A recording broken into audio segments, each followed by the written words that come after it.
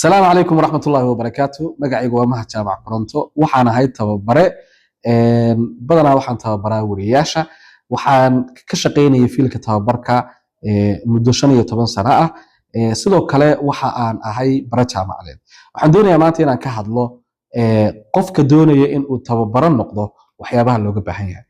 inta inaan guda gelin tababaraha iyo waxa looga baahan yahay bal aynu fahanno waxa ay ku kala duwan yihiin macalinimada caadiga ah ee klaaska iyo tababarka macalinimadu waxa ay leedahay casharo diyaarsan curriculum la raaco manhaj u degsan oo la garanayo ardayga fasalka afraad waxa uu dhiganayo iyo sida uu yahay way u qoran tahay oo waa wax qoran ardayda fadhida halkaasna waxay doonayaan wax cusub oo ay markaa rabaan inay bartaan ay u fadhiyaan oo ma ay iyagu ma hayaan khibrad ay waxaan ku biiranayaan ma hayaan sidoo kale qofka macalinka ah ee klaaska taagan isaga wax gudbiya dadkuna way ardayduna way dhageystaan kadibna kaasay isticmaalaan laakiin tababarku waa xirfad qofkan uu leeyahay oo horey loogu marinayo oo loo hormarinayo waa wax uu qofkani bartay oo la rabo in xirfad ahaan loogu dhiso weeyaan sidaas daraadeed waxa kala duwan nidaamka waxbarida waxa kala duwan resultiga laga doonayo iyo sida yani qofkani uu qaadanaya wax laftigeeda qofka marka uu tababar joogo badanaa waxa la isticmaalaa adult learning method baa la isticmaalaa habka dadka waaweyn wax loo baro dadka waaweynna sidoodaba yeeriska wax kuma bartaan in wax loo yeeriyo oo wax ay dhageystaan wax kuma fahmaan waxay wax ku fahmaan shaqo gacanta laga qabto practical bay wax ku fahmaan inay wixii practice gareeyaan oo ay practical ay shaqo ay qabtaan waxay kaloo wax ku bartaan oo ku xiiseeyaan inay ka qayb galaan oo ay kula wadaagaan waayo aragnimadoodii inay kula wadaagaan su'aala keenaan dooda laga dhex abuuro iyaga ay wax iska dhex bartaan weeyaan haddaba qofka doonaya inuu tababaro noqdo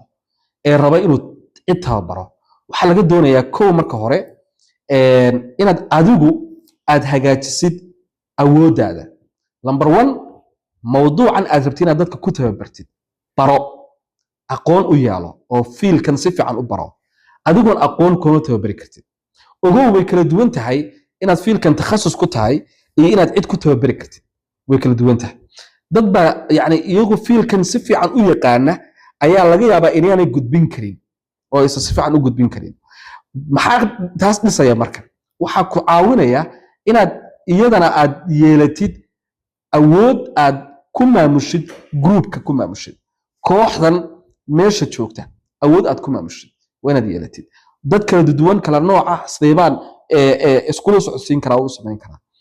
saddex in aad yani leedahay hab soo jeedin oo wanaagsan habka soo jeedinta wanaagsan waxa weeye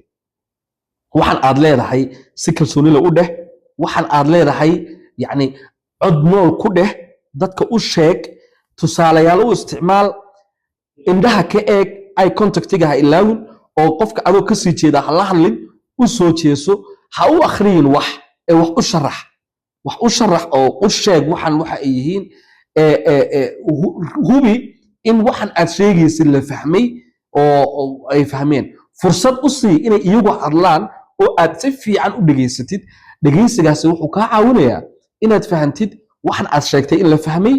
iyo in ay yani sida ay u isticmaaleen u qaateen intaba waa laga fahmo waa laga yaabaa mararka qaar adigoo wax sharaxayay inay si khaldan u fahmaan ayaa suurtagala oo ay dhinac kale la ahdaan tusaalayaashu kaa khaldamaan marka taas waxaad ku ogaan kartaa inaad iyaga su'aal weydiisid oo aad wax weydiisid tababar markaad qabanaysid kow waxaad isweydiisaa maxaa la rabaa tababarkan maxaa laga doonayaa waa maxay dadkan aan tababarayo waxaa la rabay inay ugu dambeyn waxaa la rabay inay qabtaan waa maxay markay taas kuu caddaato ayaad raadin kartaa inaad ka fekertid su'aasha labaad oo ah sideebaan dariiqaa ku gaari karaa sideebaan ku gaari karaa in dadkan aan tababarayaahi ay la yimaadaan qodobadaas a b c d tusaale ahaan waxaa lagu keenay koox dhalinyaro ah waxaad lagu yiri ku tababar sida ay xog u soo ururin lahaayeen data collection waad garanaysaa resultiga laga doonaya waxa weeyaan dadkani inay noqdaan dad yaqaana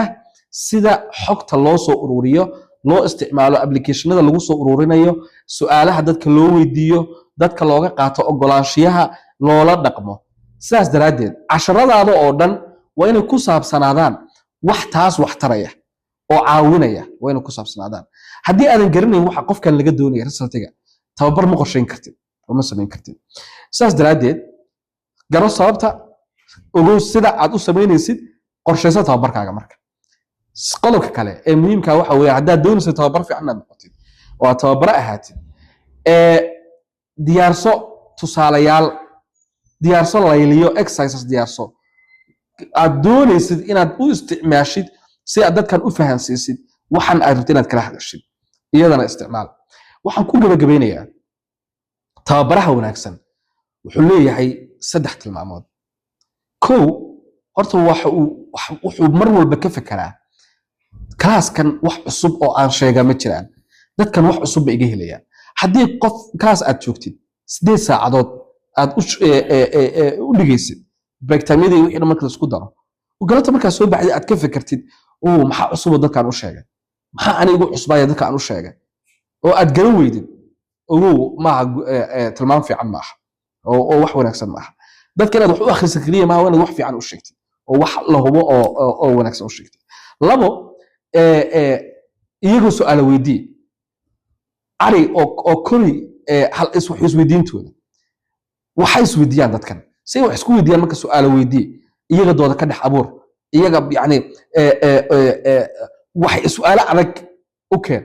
oo ay ka doodi karaan oo ay ka samayn karaan scenarios u abuur oo u samee scenaariyooyin kala duwan waxaad u abuurtaa dilemmas iska hor imaanaya waxyaabo iska hor imaanaya lacalla haddii saa la yeelo soo sidaas dhibaato ma noqon karto yani jawaabtii fududayd ay marka hore la imaan lahaayeen ka horkeen oo qodobka tusaale ahaan oo kale haddaad tababaraysid dad wariyaal ah waxaad ku oran kartaa oo aad u sheegi kartaa tusaale ahaan anshaxa saxaafadda laga hadlayaa waxaad tiri qofka ixtiraam privacygiisa waxaad baraysaa qofka in privacygiisa la ilaaliyo markaad intaa fahansiisid haddana su'aal weydii what if qofkani uu ka shaqaynayo wax danta bulshada dhibaato ku ah wax mushkilad ku ah laakiin dariiqan uu isticmaalaya ay tahay hab privacygiisa saameynaya ay tahay seebaa loo miisaamayaa privacygiisa shuruud dakhligiisa iyo dantii guud ee ummadda see loo balance garanaya yani dilemma sidaas oo kale ah u abuur oo u samee ugu dambayn exerciseska iyo su'aalaha iyo waxa aad weydiinaysid adigu soo practice garee oo soo wogow marka hore jawaabahoodana soo hel oo soo sax adiga iyo ha isbaranina iyo dad kala tababarayaba isku mar ha baranina casharka wax aad taqaanid dadka u sheeg oo u sharax oo u sheeg aad iyo aad baad u mahadsantihiin intaasaan doonayaa inaan maanta idinla wadaago waan idinla wadaagi doonaa casharo kale waan ogahay casharkani waxa uu la hadlayaa qofkii doonaya inuu tababaro noqdo fiil kastoo aad doonaysa inaad tababaro ku noqotid marka insha allah kuwa kalena saas oo kale idin soo gudbin doonaa tan iyo kulan dambe sidaas iyo nabadgelyo